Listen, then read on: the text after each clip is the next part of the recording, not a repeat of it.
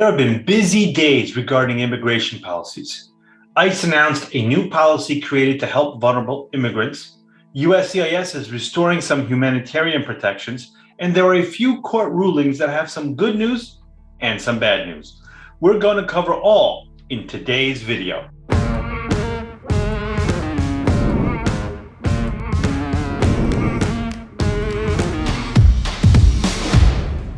My name is Andres Mejer. I was born in Chile and grew up in a Spanish-speaking home. I entered the United States with a tourist visa along with my family back in the 80s. We overstayed our visas. For many years, we lived here without legal status. We were scammed by people that were supposed to help us. And even when I finally got my green card, I almost lost it due to lack of information. That's why I decided to become an immigration lawyer. And that's why I created these videos, to help others that are in the situation I once was in, to give them the resources and education they need to navigate the US immigration system.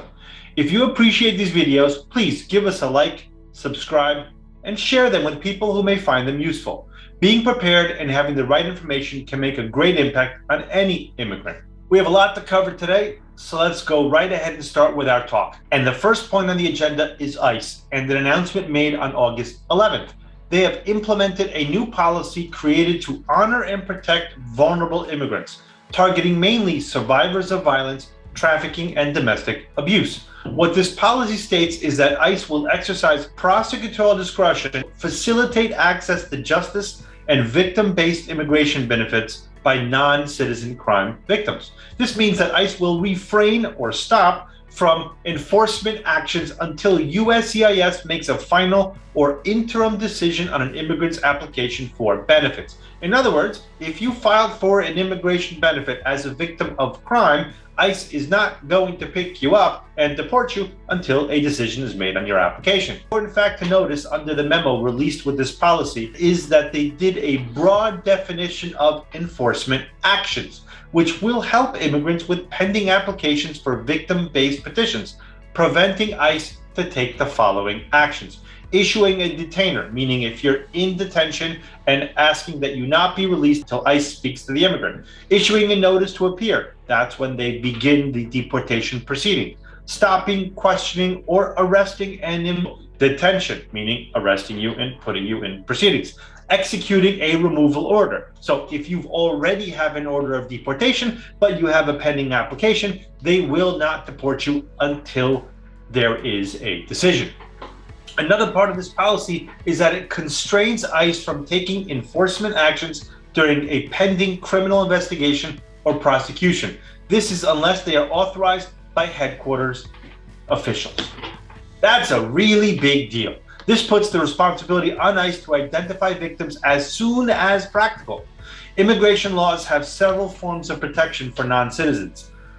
For non-citizen victims of domestic violence or trafficking and other qualifying crimes.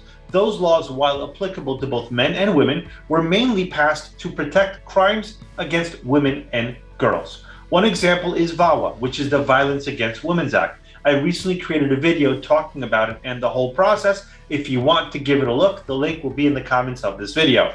Anyway, I mention this because this new policy comes to join these numerous forms of protection and laws designed to protect non-citizen victims of violence.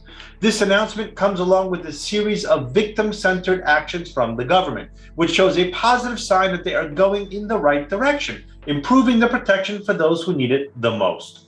For instance, this past June, USCIS announced a new policy to expedite the applications of U visas. And ICE just recently launched a new hotline for victims of crime to answer their questions and offer some guidance to them. If you want more information on this hotline, I will post it in the comments for this video. The actions the Biden administration is taking are like those the Obama administration did, directing ICE agents to focus their deportation efforts on those individuals with serious criminal records. Speaking about this new policy, ICE Acting Director Tay Johnson said, quote, "This policy update facilitates victim cooperation with law enforcement, enhances ICE's criminal investigation efforts, and promotes trust in ICE agents and officers enforcing our laws. It is ICE's commitment to assist victims of crime regardless of their immigration status."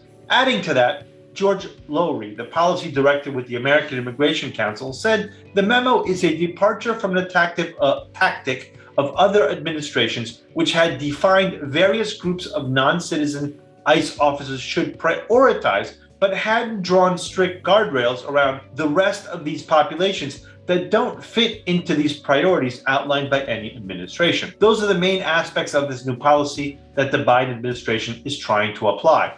And sadly, I say trying because on August 19, following challenge from Texas and Louisiana, a U.S. District Court judge in Texas ruled that border agents should be able to pursue migrants in overlooked categories and has since blocked, for now, these policies. Now, that decision has been appealed and that decision has been stopped temporarily, but this is a fluid situation and changes from one day to the next. To close on this topic, despite the Texas decision, the announcement shows more than just a shift in policy, but a trend to shift in tone and philosophy from an agency that has historically been skeptical of all undocumented immigrants, regardless of their status or background. This policy recognizes the purpose of many humanitarian and survivor-based immigration protections, trying to provide an environment where individuals feel safe in coming forward, giving local, state, and federal law enforcement agencies, including ICE, to detect, investigate, and prosecute serious crimes.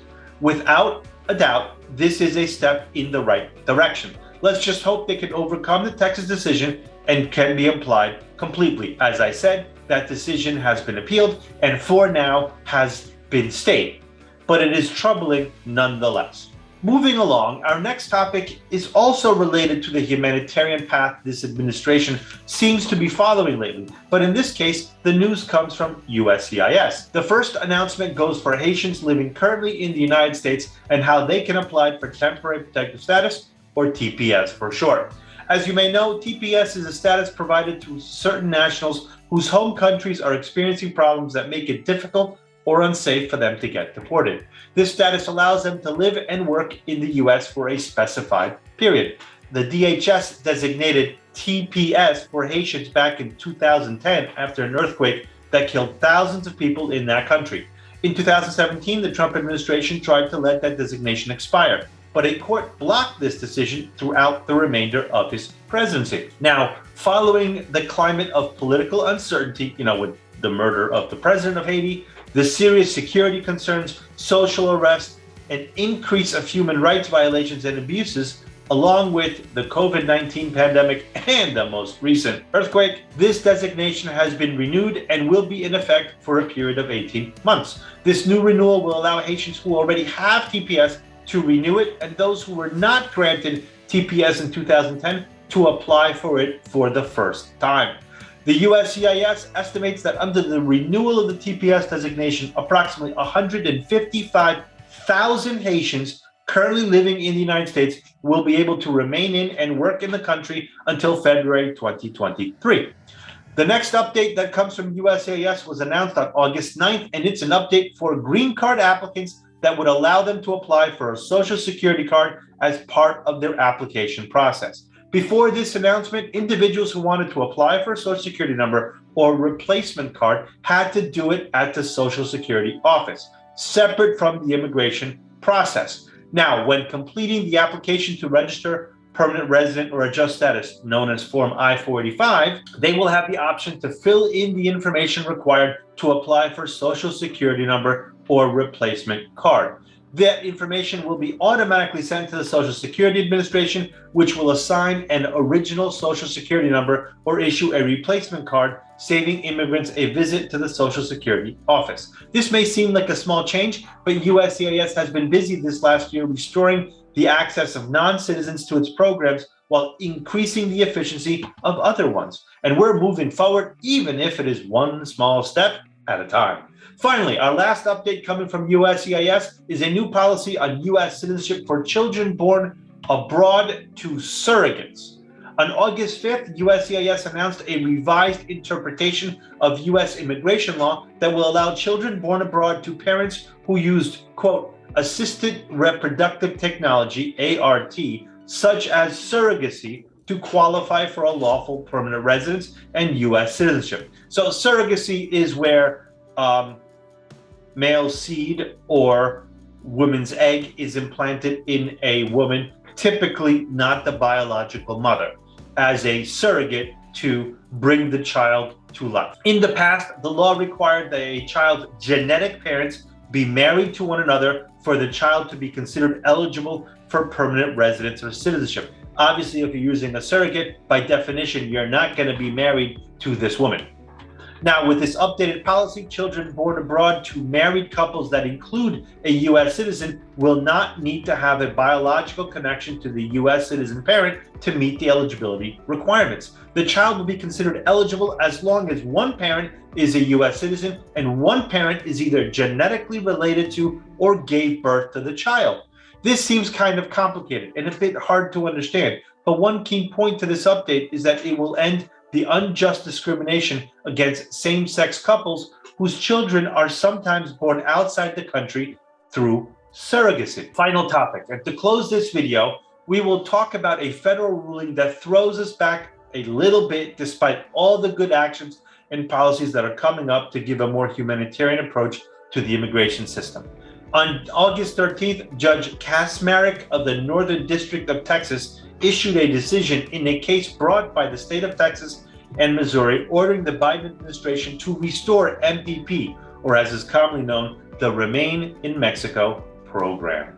This decision brings a set of bad news on one of the most controversial policies during the Trump administration. Along with restoring the program, the decision bars the Department of Homeland Security to end this program until they have sufficient detention capacity to hold all asylum seekers. The Trump-appointed judge ruled that DHS would have sufficient capacity when no asylum seeker ever gets released at the border because of lack of detention resources, something that has never occurred in modern history. When taking office, President Biden suspended all new enrollments into the program, just as he promised during his campaign. But in reality, the program had already been stopped due to COVID. Following those actions, as part of a multinational wind-down process carried out with the assistance of the United States High Commissioner for Refugees, approximately 13,000 people entered the United States to pursue their claims in safety. We would call a controversial decision, to say the least. Judge Kacsmaryk accepted as valid the whitewashing assessments of MPP carried out by the Trump administration, while ignoring mounds of evidence about the program's failings and the harm it has created for tens of thousands of immigrants and families. With arguments such as the Biden administration would violate a decades-old law if they chose not to send people back to Mexico under MPP, even though the Remain in Mexico program did not exist until 2019 and wasn't even applied across the entire border until January 2020. And guess what? After March 2020, it was somewhat stopped due to COVID. The decision also ignores the clear prosecutorial discretion afforded to U.S. Customs and Border Patrol to decide how to process people who arrive at the border. Judge Kacsmaryk declared his opinion that CBP had only two choices when encountering an asylum seeker: either send them to mandatory detention or send them to Mexico under MPP. But there are multiple other options available to CBP, including choosing to issue a notice to appear for a court hearing inside the United States, granting parole, or releasing asylum seekers on bond. The truth is that the Remain in Mexico program was disastrous and created harm to thousands of immigrants, putting them in dangerous situations and at the mercy of criminals, cartels, and human traffickers. This is a hard blow to the Biden administration and their speech to dismantle the inhumane policies of the Trump era. I am sure the decision will be appealed, but given the changing nature of immigration, this policy could very well change from day to day, as that has been the hallmark for the past 3 to 5 years. And that's how we arrive at the end of this video. There has been a lot of changes lately in immigration policies.